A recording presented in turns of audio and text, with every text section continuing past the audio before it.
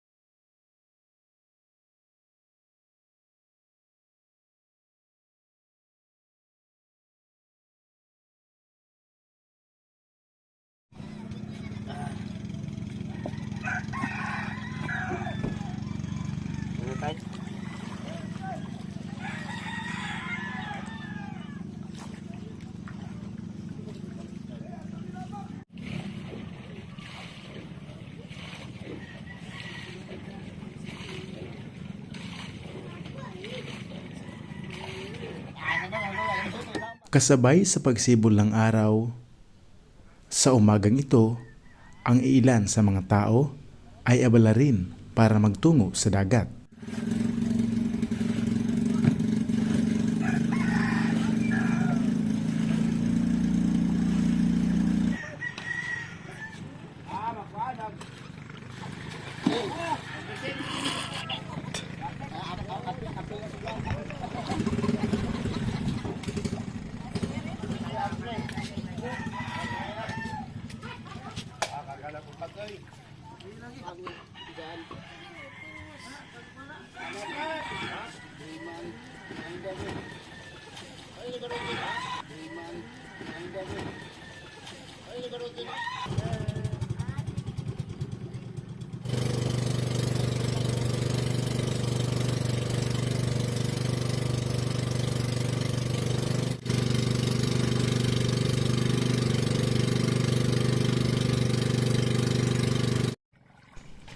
Katulad ng maraming tao sa isla ng Dawahon,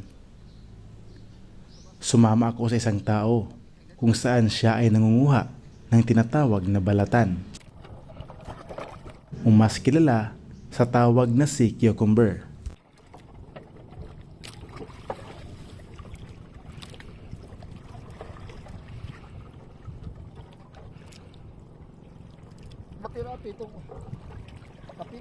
Kung sa malalim na parte ng dagat nakukuha ang malalaking sea cucumber o balatan, sa mababaw na parte naman ay makukuha ang maliliit na bahagi ng sea cucumber.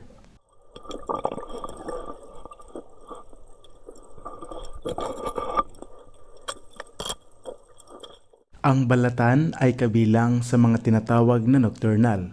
Sa madaling salita, sila ay mas aktibo sa gabi at sa araw, hindi sila lumalabas ng basta-basta lamang, kaya sila ay nagkukubli sa ilalim ng mga bato.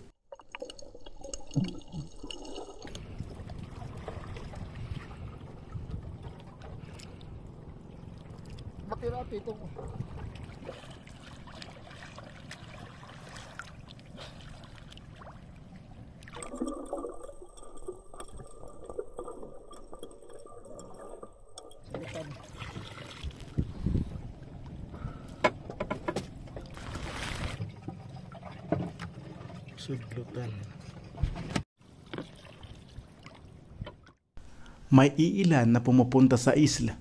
May iilan na nangunguha ng sea cucumber sa araw, ngunit maliliit lang ang kanilang nakukuha. Dahil nocturnal ang mga ito, kadalasan ang malalaking sea cucumber ay lumalabas ngunit sa malalim na parte ng dagat. Kaya karamihan sa mga taga-isla ng Dawahon nagtutungo sa malalawak na bahagi ng dagat at sa malalim kumukuha ng mga sea cucumber at bumabalik sa isla sa madaling araw. Dala ang iba't ibang klase ng sea cucumber, ibinebenta ang mga ito at pagkatapos ay isasalang na sa unang proseso.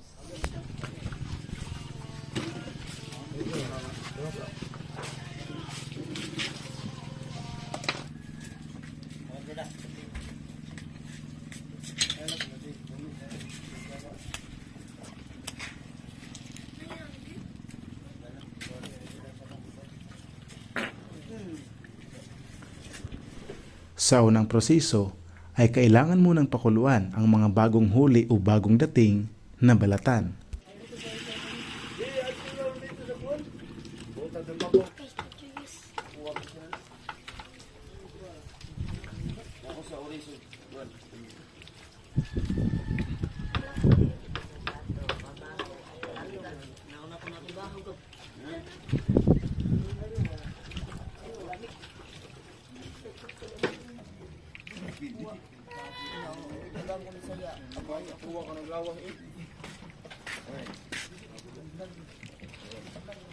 Loh, bumikir luy.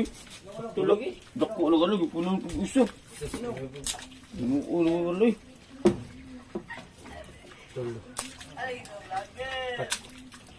Lagi dyan na siya.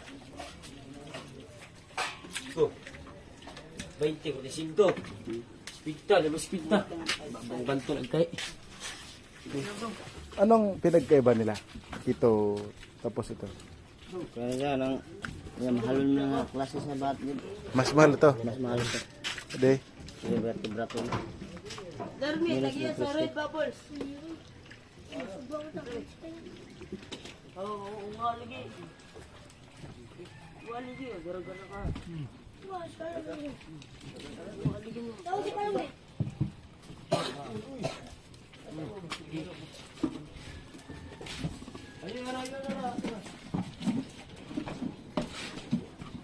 Alright. Iyan yung buwang ay.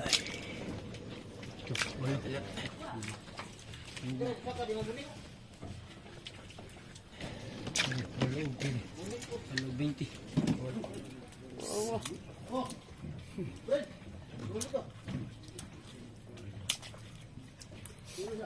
Patog, bitching ko. Diba? Wala na, wala.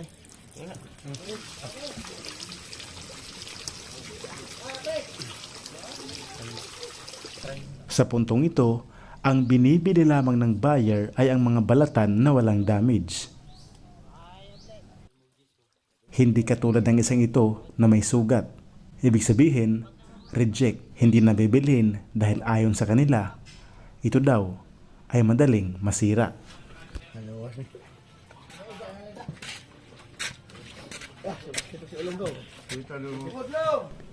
Matapos timbangin, isa-isa din kinukuha ang mga laman loob nito para maiwasan ang pagkabulok o maagang pagkasira. Ay, kung sa magikuha ang laman niya, Tinae. tinay.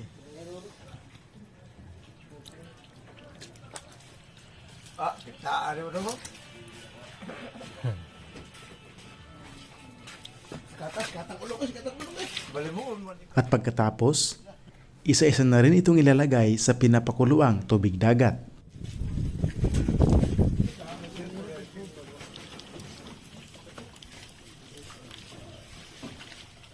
At dito, nakilala ko si Kuya Olong na siya ring nakatuka sa pagluluto. Wala bisigahan na sir.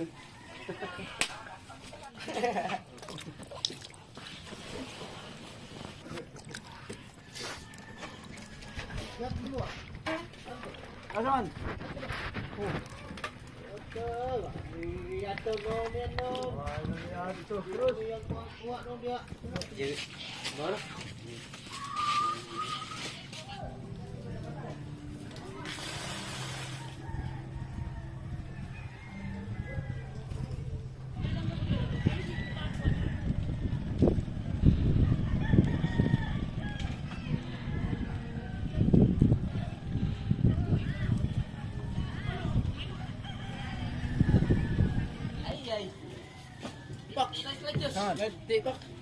Ha? Tala ina. Ayaw ko ina kay Igor ako mo ice.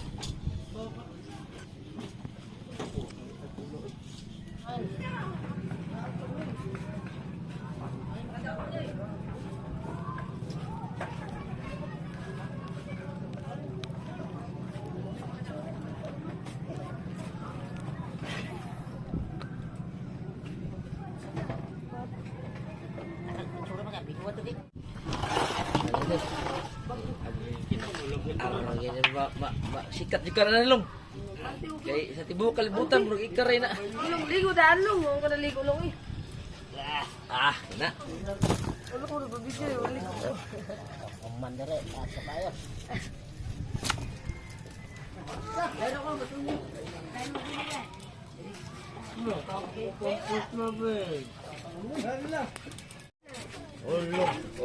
Oloy. Oh, kita ka ba nila? Yagap. Ha? Yung mga followers. Million. Hello, tanong. May nakindis ba? Sa lupot. Million ay nga, ipakita niya. Atong may sound niya, million yung... Ang maestro, tag-30 naman. Ang link nasa komisisyon. Klaro kayo eh. Klaro kayo. Domingo eh. Mula alas 4 ng madaling araw, tuloy-tuloy ang pagtatrabaho ni Kuya Ulong habang dumadating pa ang mga taong nanggagaling sa malawak at malalim na dagat para manguha ng balatan. At dito, tuloy-tuloy ang kanyang pagtatrabaho at pagluluto ng mga balatan hanggat hindi nauubos ang bawat piraso ng sea cucumber. Makalipas ang mahabang minuto na pagluluto ng mga ito, dito ay makikita ang pinagkaiba ng hilaw pa at ang naidaan na sa mainit na temperatura. Ang katawan ng balatan ay binubuo ng halos 80% hanggang 90% na tubig dagat. Kaya kapag nalubog sila sa kumukulong tubig, ang init ay nagiging sanhi ng mabilis na paglabas ng tubig mula sa kanilang mga cells o isang proseso na parabang dehydration. Dahil nawawala ang tubig na nagbibigay ng bulk sa kanila, natural na liliit ang kanilang sukat. Para sa hayop na kilala sa English bilang sea cucumber o pipino ng dagat. Ayon sa siyensya, ito ay kamag-anak ng starfish at sea urchin. Kilala ito sa mahaba at parang uod na katawan na may malambot na balat, kaya ito tinawag na balatan.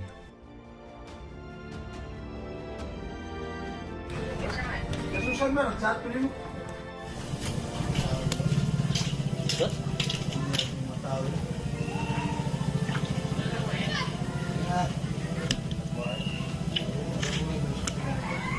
Walang mga bundok o sapat na mapagkukunan ng mga punong kahoy para maging panggatong sa mga nilulutong balatan o anumang gamit sa mga tahanan dito sa isla. Kaya dito, may isang pamilya na nanggaling pa sa isla ng Bohol na silang supplier ng mga panggatong na kahoy para sa mga taong nangangailangan, tulad nila Kuya Ulong.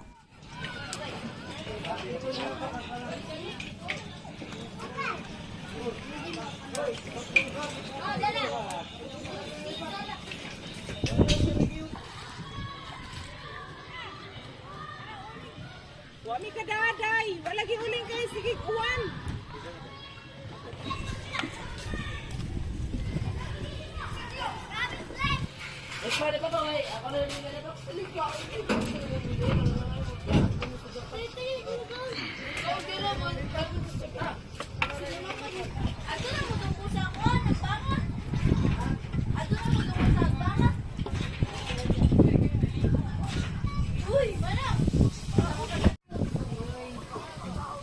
Pag matigas, luto. Luto na daw.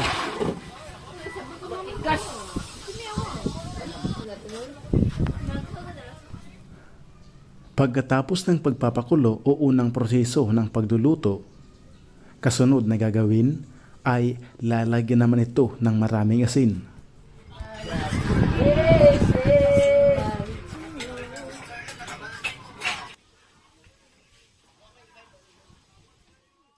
Ang paraang ito ay tinatawag na curing and dehydration, isang tradisyonal na paraan para sa pagpapatuyo ng mga ito.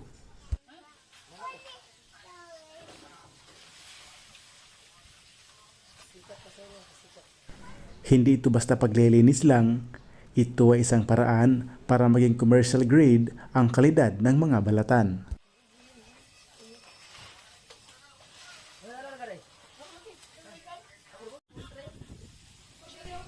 Kapag nilagyan ito ng maraming asin, ang prosesong ito ay tinatawag na osmosis kung saan hinihigop ng asin ang lahat ng natitirang tubig sa loob ng laman.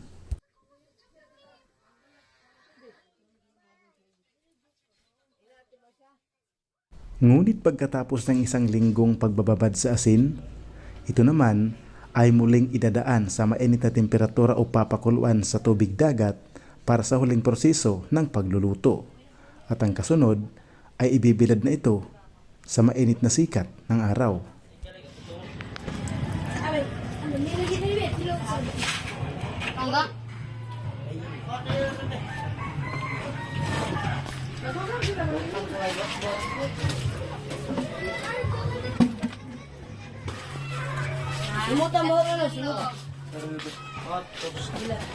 Ito ay isang paraan para tuluyang mapreserba ang kanilang produktong balatan. At kung ito ay tuluyan ng natuyo, kasunod na proseso ay i-deliver na ang mga ito patungo sa Cebu. At pagkatapos, i-export na rin patungo sa China para gawing isang special na putahe na kung tawagin sa kanila ay braised sea cucumber with scallions. At ang dating malalaking katawan o hugis ng mga balatan na ito, pagkatapos ng iilang proseso, pagkatapos idaan sa mainit na araw at sa mainit na temperatura sa pagpapakulo, ngayon ay nagmisto lang mga daliri ng kamay. Katabi lang sa pwesto kung saan niluluto ang mga balatan, bago pa ang araw ng kanilang pagluluto, dito ay nakita ko ang mga batang abala sa pagtrabaho ng mga tuyo o mga isda na ginagawang tuyo.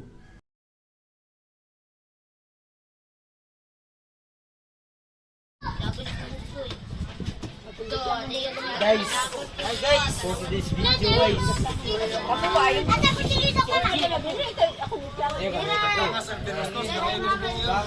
Adi lagi di. Kita bikin.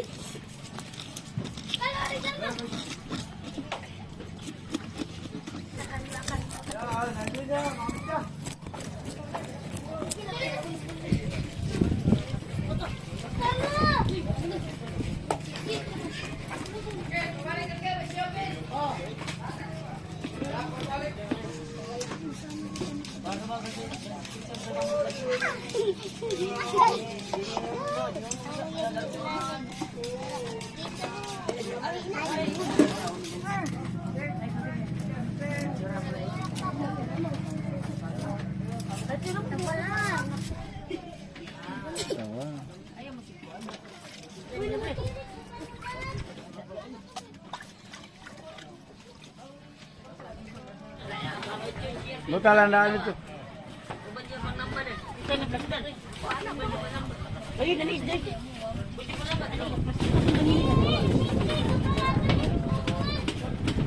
Sir Robert.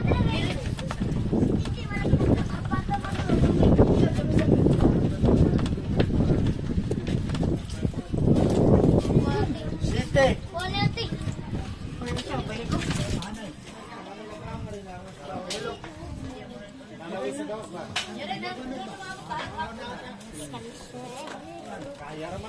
Tabok mga jod. Deliver guys.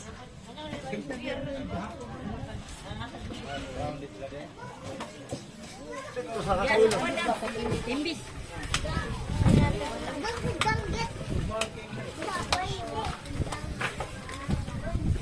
Pwede malihog na din.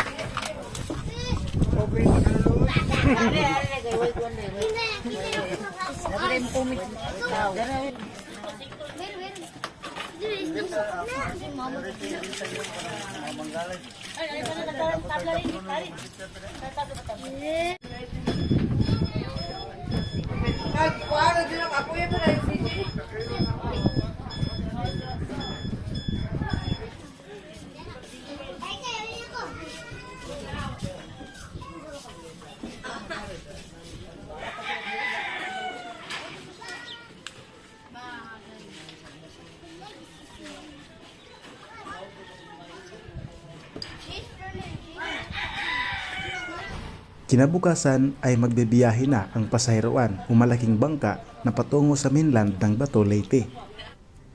At ang mga produkto ng isla tulad ng tuyo at marami bang iba ay handa ng ibenta o i-deliver na sa mainland ng Bato.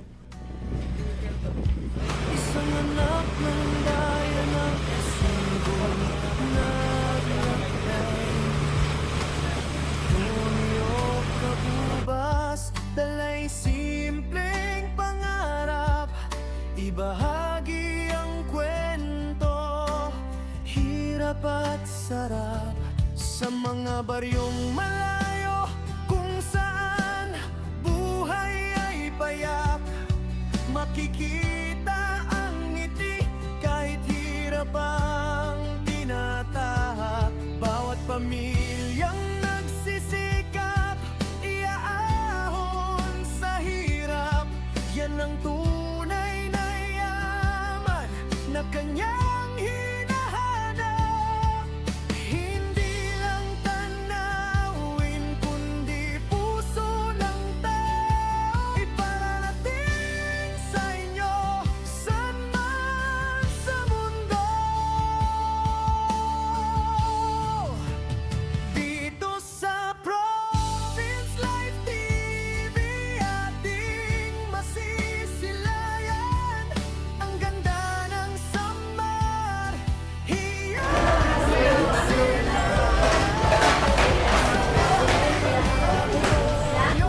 Ang buhay ay makulay, kalikasan at tao, sabay na naglalakbay, ipakita sa mundo ang tunay na kwento ng buhay probinsya sa isip at puso.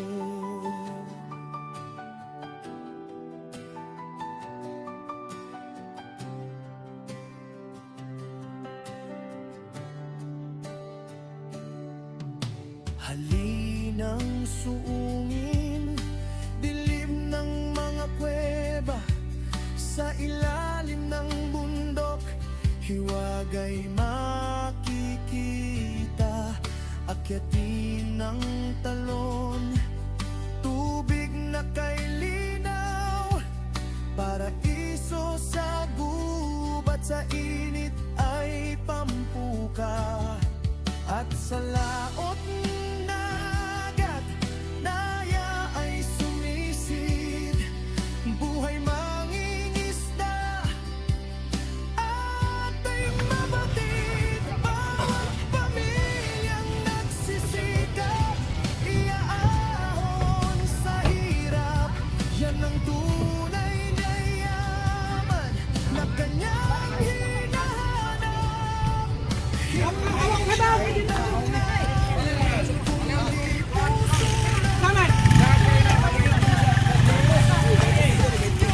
Saan man sa mundo, dito sa Province Life TV.